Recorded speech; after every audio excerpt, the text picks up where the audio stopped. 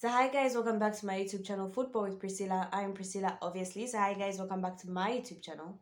Now, in what was an eventful game of Manchester United versus Arsenal, Arsenal beat us 3-2. I won't lie, I am upset. I am very, very upset. Like the way I was upset, like somewhere around the 90th minute when Arsenal scored, like I've calmed down, but I'm still very, very upset. And I'm going to give you the reasons why I'm upset. But before we get into the video for today, make sure you share, like, and subscribe. Make sure you share, like, and subscribe. So I want to make this video as fast as possible because I've got other things to tend to. So let's get into the video for today. Okay, so the first thing that pissed me off is, first of all, why on earth did Ericsson play the entire game? Am I the only one who noticed that Ericsson was being outrun on that midfield? Why did we not remove Ericsson the time that we put in Fred? Why on earth did we remove Anthony? Granted, I have said I do not rate Anthony at this point. I am almost calling him a flop. Like I was saying, why on earth did Ericsson finish that game? Is it just me? Like, am I the only one who didn't notice what Ericsson did? Like, I was having a conversation with my friend, and my friend was like, no, Priscilla, listen, um, if we removed Ericsson from that game, who would have been able to make passes from deep? That wasn't a game that required someone to make passes from deep. We were not playing a team that's sitting back. We were playing a team that was attacking us, right? We would have Arsenal was there for the taking. I honestly don't think Arsenal outplayed us 90%. I honestly think for a team that played on Wednesday versus Crystal Palace, Manchester United actually played very well, right?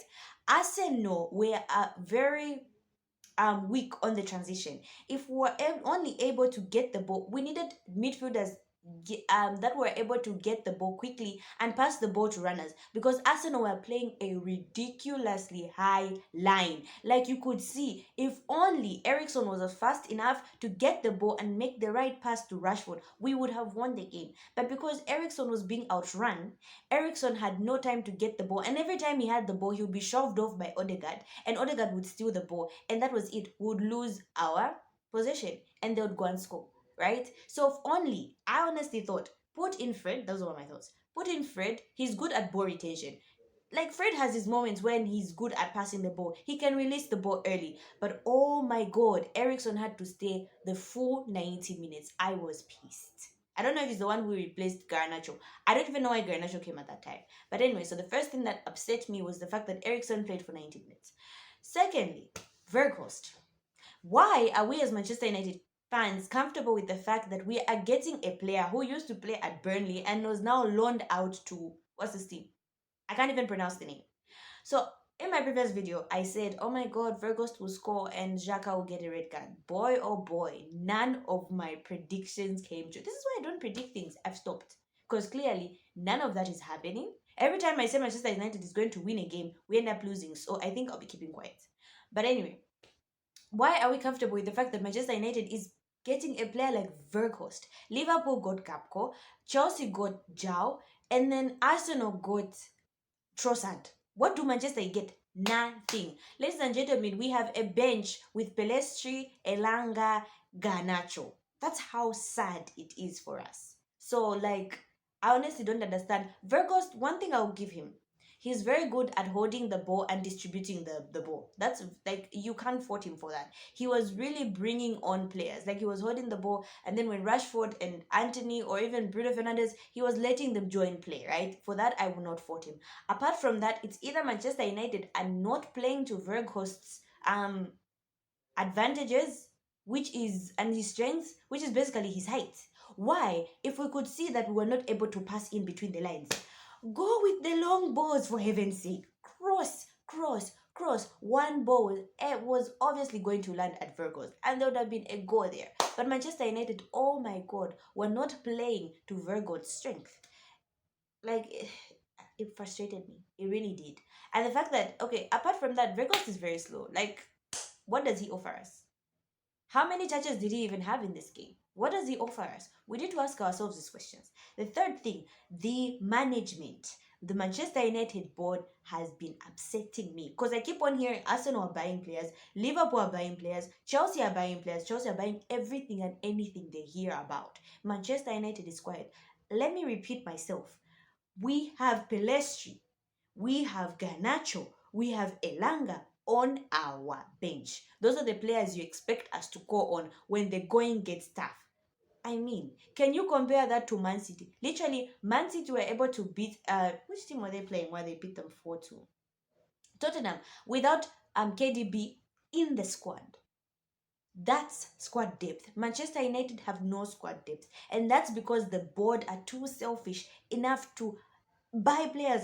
Oh my god, we need players. We need players. We need reinforcements. You could see that team, and the whole time I was seeing the team playing, I was looking at them and I was like, oh my god, we are in desperate need of reinforcements. Can't the board see that? We need reinforcements. Honestly, if Manchester United, if Eric Ten Hag is being left to go the entire season with the bench and the first team that we have, oh my gosh, we're in for a season. We are in for it because, what I saw. Mm. So really, those are the thoughts that I had on the game. That's what pissed me off. Another thing that I would like to talk about, I think I'm pouring out my heart, by the way. Anthony. When are we going to start talking about Anthony? What exactly does Anthony offer us as Manchester United? Can someone please in the comment section tell me what does Anthony offer us? Because the dude literally just runs with the ball. He never runs at the defenders. No, runs with the ball, do a few tricks or two, give the ball back. Then what? Or he'll try to shoot, cutting off from the left. He is too predictable and it is so annoying. Like, it's super annoying for me. Like, Anthony, do something else the whole time. I'm like, dude, we know what you're going to do. Do something else. If it's predictable for us fans, it's obviously predictable for the defenders you're playing against. But my guy just keeps on doing the same thing. So when are we going to call out Anthony? That's 100, is it 185, 70 something million signing? And he's just doing the same thing. It's either Ten Hag is telling him continue doing the same thing, or Ten Hag is not telling him to stop, because clearly that guy needs to work on his game. He is doing the same thing. He is too predictable, right? I'm calm. Like, this, right now, you're seeing me at a place where I have calmed down. You should have seen me during the game. I was furious when it ended. I was furious. With that said, I think the positives are the fact that I think Manchester United actually played well. We played maturely. We did not panic. Bar the midfield, I think the defense was okay. What what caused us, what cost us all those goals was the midfield, honestly, because they were not tracking their runners. McTominay and Ericsson were not tracking their runners, including Fred when he came on. Um, I think the defense was okay. I think Rashford is in a form of his life. He's playing amazing football. I mean, that goal, that was a beauty. Licha, that was a beautiful goal as well. Like, the mentality that we are growing, which is never say die, is a good mentality. Even though it didn't go our way, but yeah, it was a good mentality. Overall, I don't think we were played by my Arsenal. I honestly think we're getting there. Do I think Arsenal is going to win the title? No. I feel like eventually Arsenal is, they have the momentum now, but I feel like fatigue will catch up with them somewhere there. Squad depth is important. Do Arsenal have the squad depth? Well, by the way, with the way things are looking and the way they are buying players, somehow they are. They do have the squad depth, but like, do I think they're going to win it, guys? One thing you don't want to do as Arsenal is have a Man City coming at you with momentum. So it's really going to be interesting. I think at the end of the day, mentality is what's going to win this game. Is Arsenal mentally strong enough to be under pressure to play Europa Thursday, Saturday, Thursday, Sunday, and still keep on the winning momentum? If Arsenal want to win the Premier League, I honestly think they need to sacrifice all these other trophies and just go for the Premier League. But if they want to win like a Europa or a FA Cup, I don't think Arsenal is gonna manage to win the Premier League. Yeah.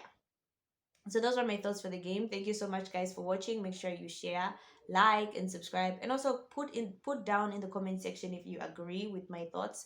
Which players you think did not play well for Manchester United, and which players did you think actually played well for Manchester United? So yeah, thank you so much, guys, for watching. Make sure you share, like, and subscribe.